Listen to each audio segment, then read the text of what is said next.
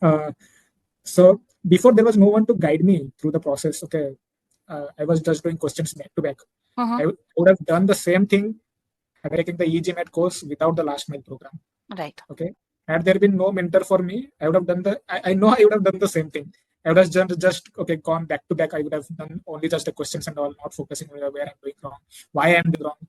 So that's where your team and you were like a lot helpful, and you being the main mentor, you always guided me through the right path and taught me the right processes, how to do it, and how to fix that things, how to move ahead. So for verbal, I didn't have a predefined stand, like okay, this is how I have to go through it. Right. And I read the question, I read the argument, I read the question for it. I went ahead to find the best answer. Okay. Again, I was every time I was getting stuck in two options. And when I was going through the eGMAT's learning phase for the verbal from the start, they are always asking to say for the right method. That methodology was like you read the question, you first understand what the question is saying, you pre-think, okay, what is happening in the question. Like you read the argument and you read the question, right? You pre-think what the question is asking. That pre-thinking always helped me.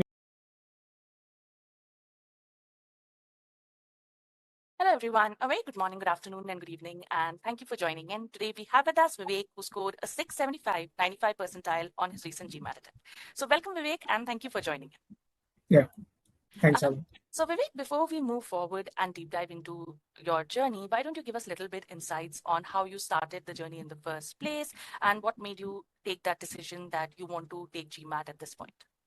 So this started like last year's November and December when I decided to go for a GMAT, because I was kind of like more inclined towards the consulting side, and my whole short-term and long-term goals is also derive around that only. So I decided, okay, I want to I am already late for a 2-year MBA. So what I'll do is I will try for a 1-year MBA, through which I only is through is the only into the GMAT or a GRE.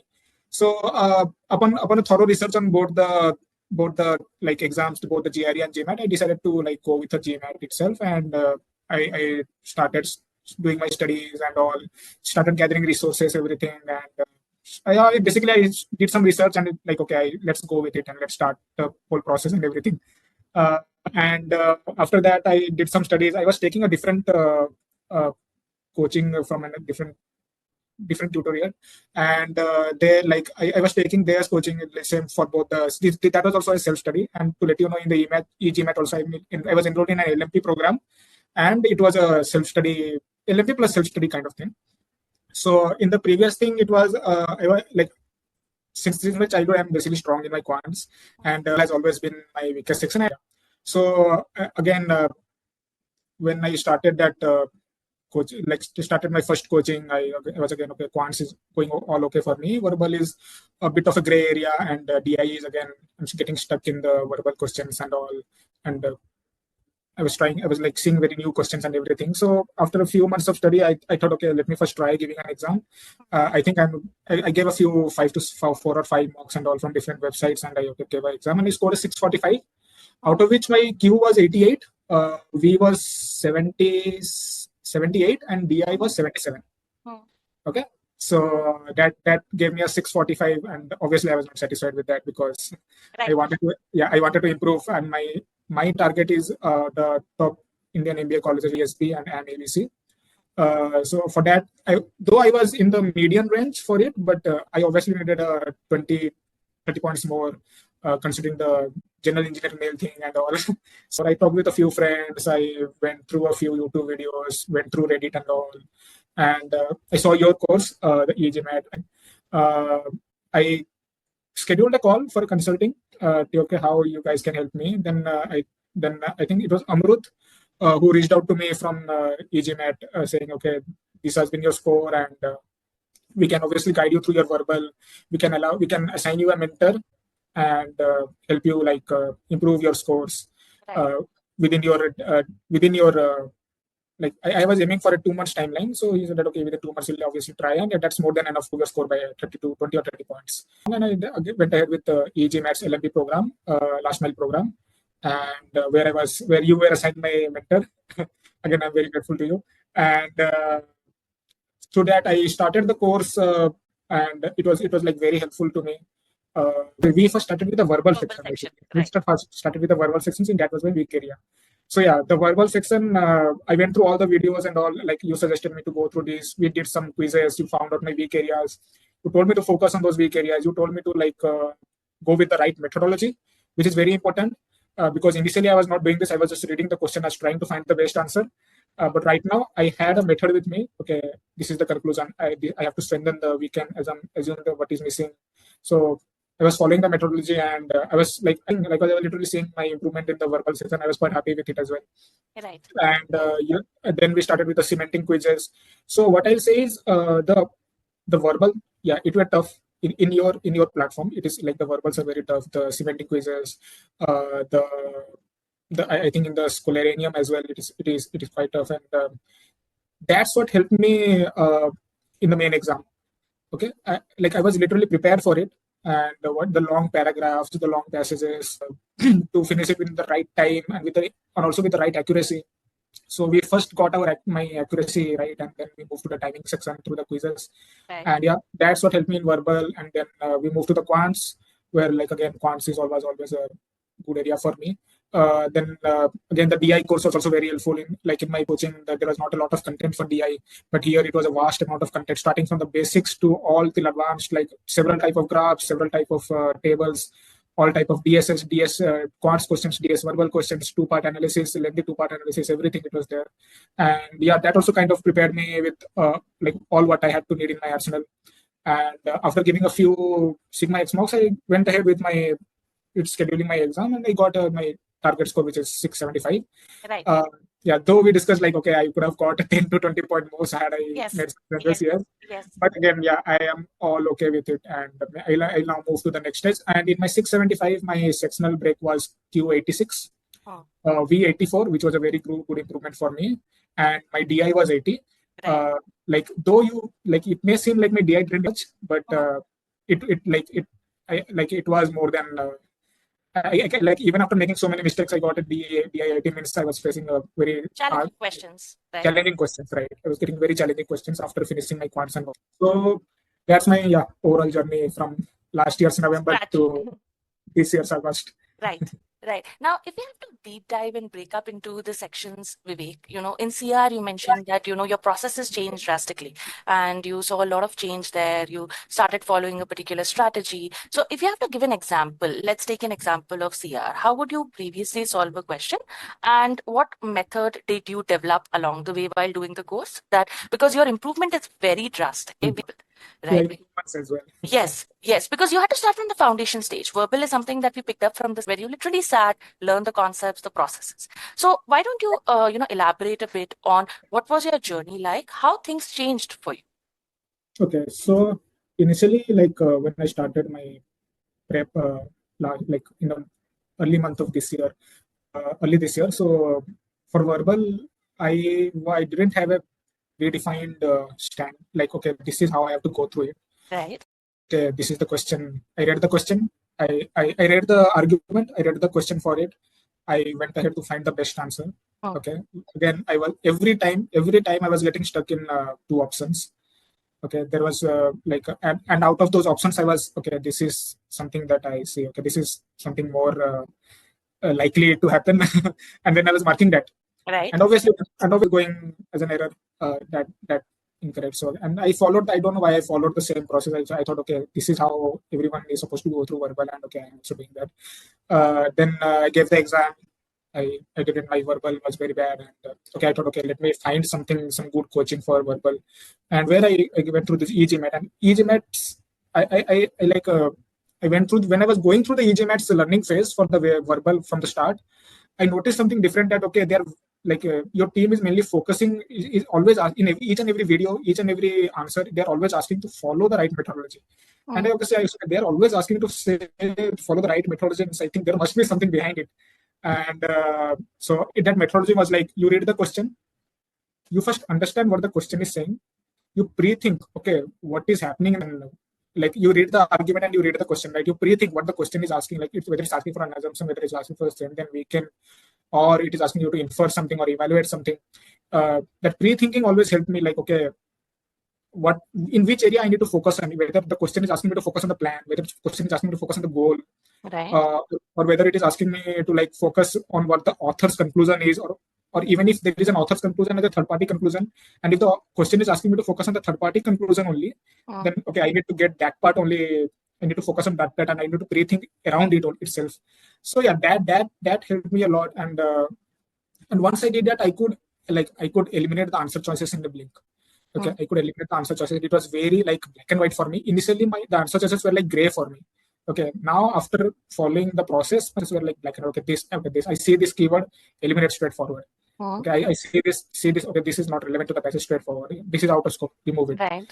And even when like in all the, and my accuracy like drastically improved in easy and medium questions, and in hard questions also I improved. But sometimes I used to get stuck in those two options, and there are particular techniques that you need to apply. Let's say in assumption, you need to apply the negation technique, where you need to do the negation, and the evaluate, you need to go to the extremes.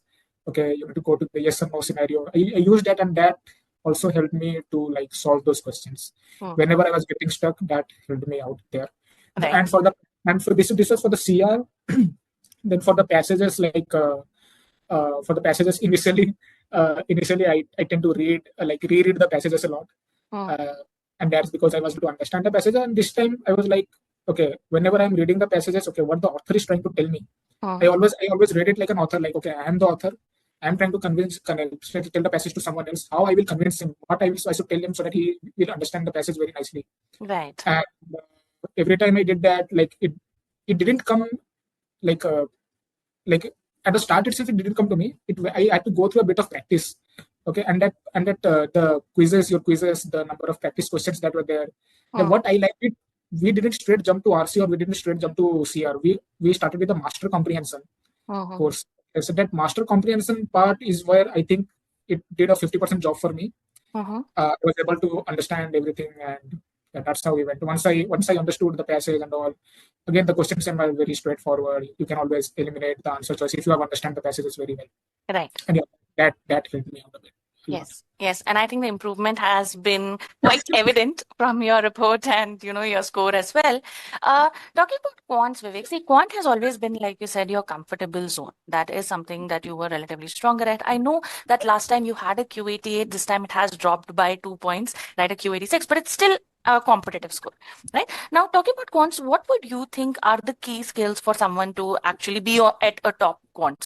For a top quant score, first, what we need to identify is what our strengths and weaknesses are in quants. So like for me, my weaknesses were permutation and combinations, or probability, and I think there was one more topic. Mean, median, and standard deviation areas. Sorry, not mean, median, deviation. The picture and allegations. Okay, these three topics were a bit. I know I had a weakness in that area. So first, what you need to do is you need to first identify your weaknesses, and then you need to don't go ahead and practice your weakness questions. You need to first understand why you are weak in that area. You need to see whether you are not getting the question right, whether you are making mistakes in your calculation, whether you are not following the right approach. You need to find what is your weakness in that area, and then you need to work on that work on that area and improve, and then go ahead and practice the questions. Don't just, okay, so this is my area, okay, I'll do 100 questions from this, 50 questions from this, and I'll get to know everything. No, even after doing 50 questions, you will still make 25 to 30 errors. Right. Okay? Right. And it's interesting that you pinpoint this, because it's a common mistake that a lot of students do. They want to, solve a lot of questions, apply that brute force approach, but without actually identifying what is the root cause, what is the real problem. Just blindly practicing also won't help. Right. So I think that's a very crucial tip that you gave out here. And I believe that is something for you have applied constantly throughout, not just in quants, but, in your verbal as well as DI, when there were places or, quizzes where you were stuck, we would always deep dive and you would always share me insights on what might be going wrong. Yes. So like before eGMAT, what I was doing is I was blindly practicing questions. You must have seen how many mocks I gave. Right. There were a lot of mocks. I don't know why I gave so many mocks. You don't even need that many mocks.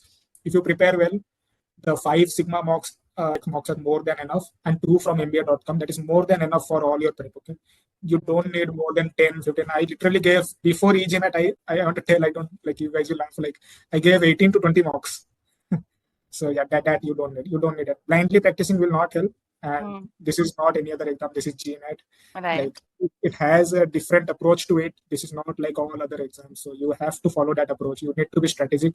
You need to have a proper methodology for everything. Right. Right. Now, talking about your next section that saw a good improvement, your DI.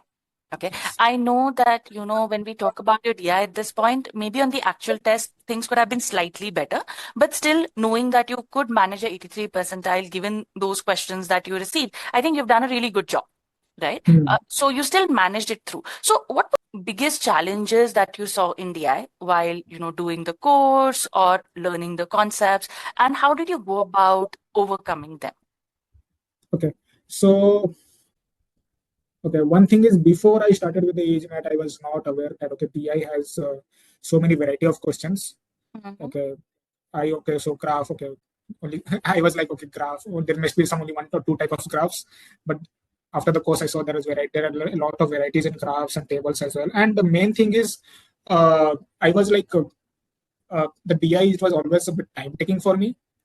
Okay. In the past as well, it was it was always a bit time taking for me. But throughout the course, when I learned the right concepts, and so I wasn't aware that, for correlation, you need to always check for strong correlation or weak correlation. That's one of them telling.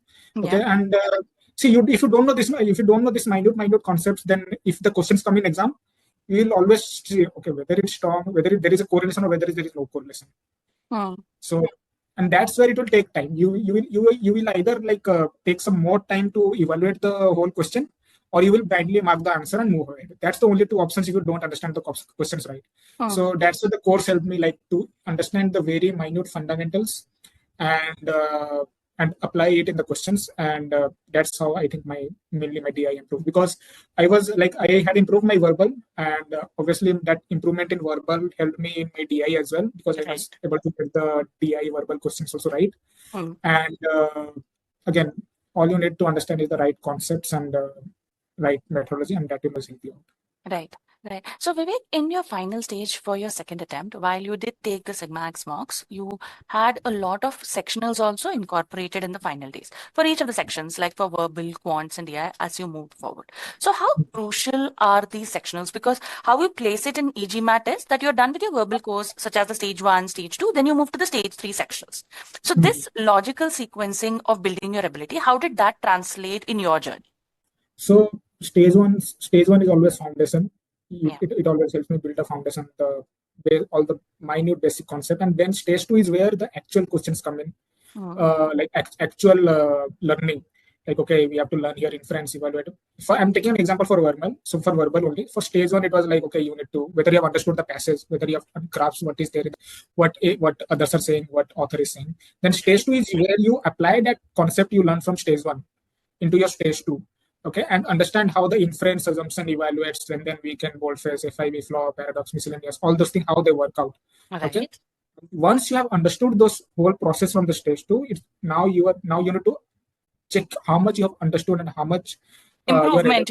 Improvement. So what we did was, I think we initially, before the course, we gave 1 or 2 cementing quizzes from each and every area, or we picked up some questions. We saw what is our current percentage area, and then after doing the course, we moved to the cementing quizzes, and we could see there was a lot of improvements over there.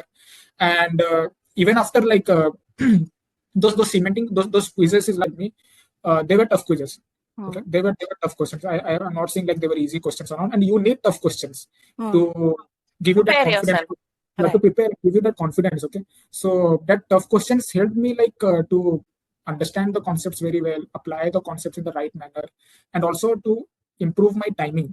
Okay, because it's not just about accuracy. You need to have your accuracy as well as the timing right. But I would always suggest to get your accuracy right first. Don't rush towards timing. That's what Ava always tells me.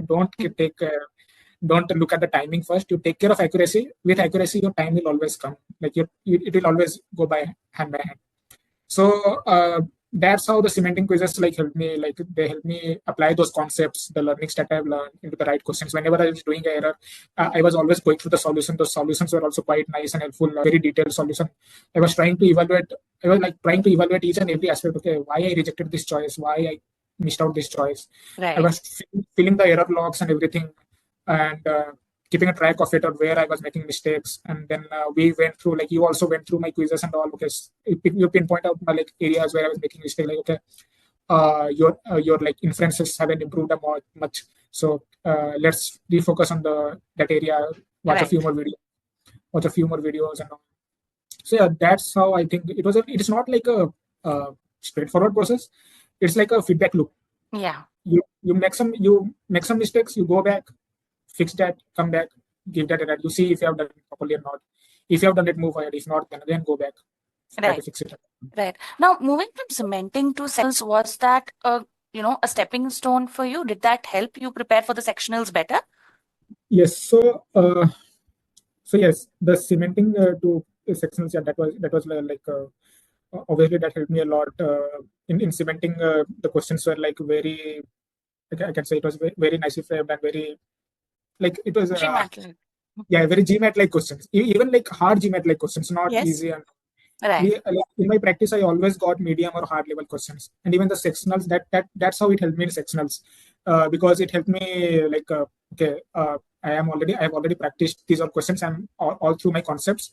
Now let's see what I can do, because cementing is always 10, 12, 10 questions or 10 questions. Yeah. 10 questions. Yeah, it is always 10 questions, but in sectional unit it's 21 questions, 23 questions for verbal. So yeah, that helped me a lot, because I had the right concepts in my hand, and my accuracy was always good. So automatically my sectionals, I was like, I didn't give much sectionals. I think we gave one or two sectionals, and we saw Per that okay, section. Right. Per we section, I saw, think we gave one or two. And then because we were reaching the final phase and you were closer to the mocks, we started focusing more on full length mocks at that stage. yes, yes.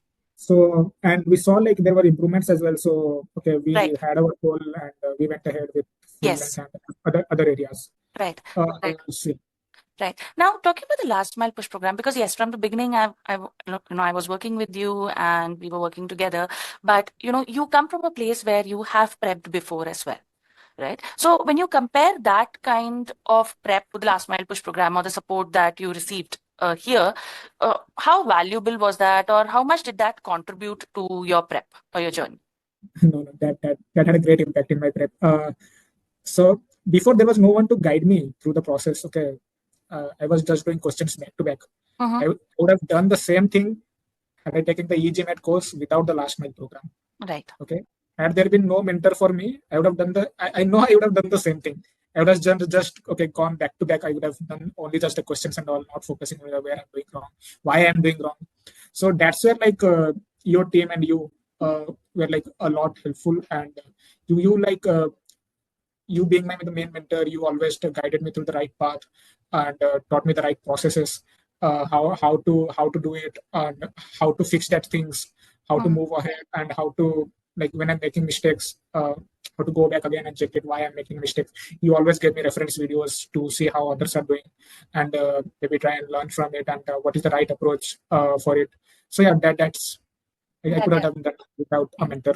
Right. I think it was great working with you. See, the good part about you, Vivek, I remember, like you said, that feedback loop, right? But I feel that, you were a person who was also ready to put in the efforts to understand what might be going wrong from the very beginning. So even if I asked you, why don't you deep dive and share your insights? I remember very, very accurate insights coming from your end. And I think that made the journey much more beneficial Yes. because you would sit down, even if it's like a 30-minute cementing quiz, when you shared the insights, I could see that you would have spent close to maybe 40 to 45 minutes and should break down each of the questions, and that's more important, like how you go about learning from your mistakes or doing that strategic review part of the things. Right now, Vivek, moving to your mocks, because your final phase was a good number of mocks. We took sigma x mocks, we also, like you said, explored with the official mocks, right? So when you talk about mocks, and you mentioned you have had an experience where you've given tons of mocks, but they did not really add too much value to your prep, because at that point it was more like a practice mode where you were using Yes. was going from mock to mock. So what changed this time? How did these mocks help you to improve, or what would you do differently, in your second attempt that made a change? Uh, like Initially, in my previous attempt, I was just blindly giving the mocks. I was not see what I was doing was I gave a mock. I sat for 3 hours. Okay, I'm done with the mocks. Okay, I'm done with the mocks. I'm very tired. I will leave it as it is. This time I made some things were quite different. I started analyzing my mocks after I was done with it. Previously, a lot of time like I was getting a lot of questions. I was like guessing, especially in verbal. Like before taking eGMAT, since I was not very good with verbal and DI, I was all like quants was always okay for me, and so for verbal and DI in the mocks, I was like, I will have like 5 or 6 questions left towards the end, and I will not have any time, so I will like blindly guess it and leave it. But after through the eGMAT's preparation, I had like more than enough time for me, not only to finish the exam in time, but also to review a few questions. That's how the course and the learning helped me. And through the the Sigma X mocks were also like quite challenging. Like prior to eGMAT, when I was giving the mocks, I was getting always score ranging from between 615 to 655 or 65 somewhat. And that's where my first attempt lied, 645. Right. And when I started with my first Sigma X mocks, my range was straight from it was starting from 665 or 655 only, and then ranging till 715 or 705, 715. Yeah. So that I could literally see is that okay, I have made improvements in these 2 months, and it was worthwhile going through the last mile program and taking to the eGMAT course. Yeah, that's how the Sigma. Main thing is whenever you give a mocks, if you're feeling tired, take a hour break or take a half-hour break post giving the mocks. But please do a thorough analysis of it. Right. Do a thorough analysis of. And also in my previous approach, I was my sectional order was also different. I was starting with verbal, quants, and DI, but after your recommendation to start with your strongest section, I went ahead with quants, verbal, and DI, and that also like I think it had some impact on my score as well, and I could see that it had some impact on my score as well. Right. Yeah, that's all about it. Yes. Now, walking through your test day experience for your second attempt. So while giving the test, what was your experience? You followed the same sequence of quant, verbal, break DI only, right? So why don't you walk us through your attempt? Was there something that, you caught you off guard while giving the test? You realized it was going a little off? Because I know we have discussed this before, like just now that in DI, you had a hint that things were not going as planned. Yes. So I just wanted you to take a couple of minutes and maybe elaborate on how you went about going the test. What were the things that you were keeping in mind before you started off with the test? Okay. So since I was I had a reattempt, like it was my second time. I didn't have that curiosity and all, a lot of nervousness. What will happen around the test center? What all things? Because I gave a first attempt and I was like quite like I'm all okay with it. So that part helped me out. Like that was smooth for me. When I started with when I sat down in the exam, before the exam, I knew I was starting with my quants. So I gave a few 1 to 5 quants questions. So I was trying to warm me up. And then I sat for my quants, and then again quants was always easy for me. And since it was my first section, and I got a medium, easy to medium level questions, and I also finished quants before time. Again, I like that was, and after that was the main part, because now comes verbal and DI. These are the sections that went bad in my first exam, and now I have put like that. This is the deciding factor again on what I have to do. So before verbal, you like. So once you finish quants, it's like it will not straight jump to the first question. Right. Okay, it will give you around 2 minutes or 3 minutes. Okay, so what I did was I took 3 deep breaths. I tried to calm it down. Okay, because last time what I faced is I started with verbal and I was stuck in the first question itself. Okay, not because I didn't know it, I got that right, but my mind was scattered. I was not focused. I started with verbal last time. That was my first question. It took a lot of time. It threw my game. My verbal went there, and I took 3 deep breaths. I tried. Okay, I just quickly went over all the like small parts that I need to take care of. Okay, when I'm reading the argument, I need to understand what is author is telling, what is the conclusion, what is the quantifiers, and what are the keywords that I need to watch out for, what are the traps I need to watch out for. I need to understand the question stem, and then I need to go to the answer choice. So I try to remember that sequence, and then I started my verbal, and I followed that sequence and all. My verbal was over I think there was one question that I couldn't finish in time, but yeah, my verbal was all good and it was over in time. And then I took a break. I came back from my 10 minutes break. I had a power bar, speaker type thing, and then I came back to the verbal question. And uh, when I started with the verbal, I again followed the same process. During my break, I took breaks, try to understand what I need to watch out for, what I need to look out for. When I came back to the exam, okay, it started giving me like very tough questions. Okay, very tough, very wordy, very lengthy questions in my DI. I got first few correct, but it took time to me to get that right. Okay, and then it started giving me more hard questions, and also it gave me 5 to 6 DS questions in a row. That's what I think threw my game off. I saw one DS, I solved it. I saw two second DS, I solved it. I again saw a DS. Okay, what is happening now?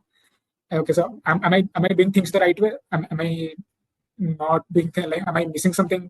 What is happening? So that's what somewhat threw me off. But you know, to be prepared for it, it's not like that. That is quite normal. You know, to be prepared for it. But since it was happening for the first time, Right. I got panicked a bit. But then again, I refocused my mind. Okay, so whatever is happening is happening. You need to solve the questions and you have to go ahead with it. And eventually, I was able to finish the DI section as well, but the DI section didn't went that good for me. So I can give an example why it was like though it wasn't like though you will see a slight improvement, it's actually a main improvement because last time I made 8 errors, I got a DI of 77. My percentile was around 60 something or 63 or 65 something. Right. But this time I made 10 errors. My DI was 80. 83. Yeah, my DI was 80 and my percentile was 83. So even though I made more errors, my score was better balanced, better off. So what I will tell is, don't think about whatever tough questions. Like I'm trying to give a suggestion to everyone that see, you got the question. You cannot do anything about it. You just need to solve it. Don't think why you got another DS question, why you got 2 MSRs, why you got 4 passages. Don't think about it. You have the right methodology with you. You have the right processes with you. Just solve it. Nothing else. That's true. And that's such a key insight because, like while we can think of it later that, I got 2 MSRs, but in that moment, there is nothing much you can do. You have that question in hand and you have to solve it. You need that score. There is no two ways about it. Right. And that is why it's very crucial that, before you take the mocks or the actual test, you prepare yourself well enough that no matter that these small, uncertainties or, surprises that are not in your hand, if they do come also, you're still able to sail through and manage a decent score. So I quite remember in my verbal sectionals of eGMAT, it always started with like a passage. My sectionals always start with a passage. Okay. When I gave the first time, okay, what is happening? Why did it start with a passage? It should have started with a CR question. But okay, after 1 or 2 sections, okay, passage now I'll do it. Yeah, so, right. Okay, back-to-back passages now. It gave me back-to-back passages. Okay, I'll do it. It gave me 4 passages. I will do it. Yeah, because in the actual test also, Vivek, like you got 4 RC passages, but you managed it well because after the third RC passage, when you knew that it's in a certain level, like 9th, 10th, 11th, I believe, you knew there are a lot more probability that you can get another passage, and you just mentally prepared yourself. I remember, you clearly telling me that after this third passage, since it's so early, you were like, okay, now there are high likelihood I might get another passage or I might get CR questions. Whatever it is, you just have to go with the stride and do your best. Yeah, by the 11th question, the third passage came in. Right. Okay, so after the 13th question, the third passage is over. Now I have 10 more questions left. I don't think they will give me straight CRs. I was mentally prepared. Okay, there is a 80% chance that they will give me RC, another one RC. And they did give me. And I didn't panic and I went ahead with it. Yes. But I couldn't apply the same concept in my DI. But again, this is an honest suggestion for you. Don't think about it. You have the question in front of you. You have to solve it. Whatever the question be, you have to solve it. Right. So Vivek, given 2 attempts now, 1,645, 1,675, when you look back at this journey, because it's been a long journey for you, it's been a year now because you started last year, right? There were breaks here and there when you did prep. So when you look back, what would be some of the key insights that you have learned along the way that you would like to share with other GMAT aspirants? Okay, so for someone who is starting, who knows nothing about nothing about the exam, nothing how to approach it, I would always suggest someone like him to go through a mentor or through a course. Okay, because it's an all different game. I tried to tackle it first. I couldn't. And there are very less students who can tackle it in a first and in a very first go itself. So if you're one of their students, then yeah, all good. Yeah, you're all good with it. But if you think that you are not able to tackle it, you are repeating the same mistakes, you are not able to answer it, you are getting the same scores, like same mock score, you're not improving a lot, I would suggest you go for a mentor who can like stand by you and help you out through the whole process and help you to understand. Because because had I taken it in my first attempt itself, I don't think I would have even applied for a second attempt, because I would have I have that confidence that I would have got that right in my first attempt itself. But when I tried to do that in my first attempt, I was all trying to do the self study. I didn't get a mentor, and I didn't know the right approach. That's the main tip I want to give them. And don't don't start always solving randomly questions, and don't give random like be prepared, be thorough through your process, understand the right concept, understand technology for it, and once you have learned everything, then only you go and keep the mocks. Right. You don't need that many mocks. You don't need that many mocks. If you are prepared well, even 2 or 3 mocks are more than enough. Okay, you will Yes. get 2 or 3 are more than enough. Yeah. Yeah. So that's the.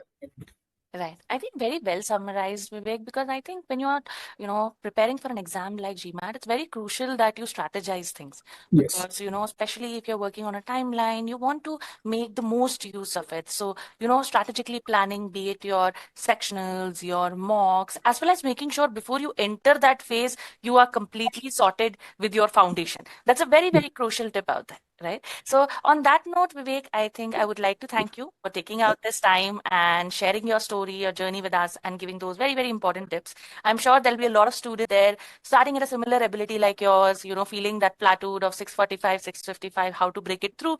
And I'm sure the insights that we have shared would give them some enlightenment on how they can go about doing things. So thank you, Vivek, and I wish you all the best. And the next email that we would be looking forward to would be the admit for sure. Right? All the best. Yeah. Thanks, Vivek. Thanks a lot.